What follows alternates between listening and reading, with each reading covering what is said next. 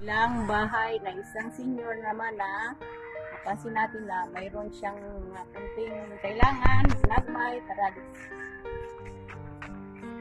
Ayo! Hi! So, kamusta ngayong hapon?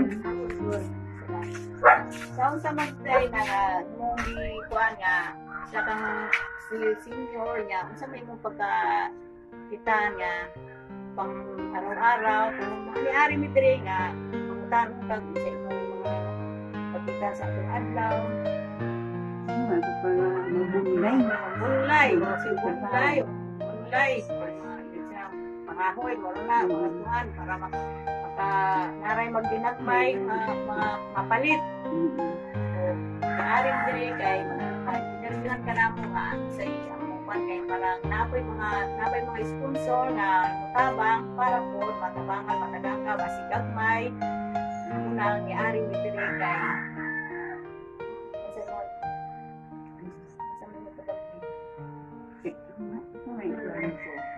sa mga pasalamat po sa iyo sa iya kan.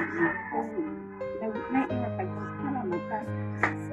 Sorry guys, na kung mayroon tayong konting kuhan, siya ba kayo hindi kumatampal ka, nay?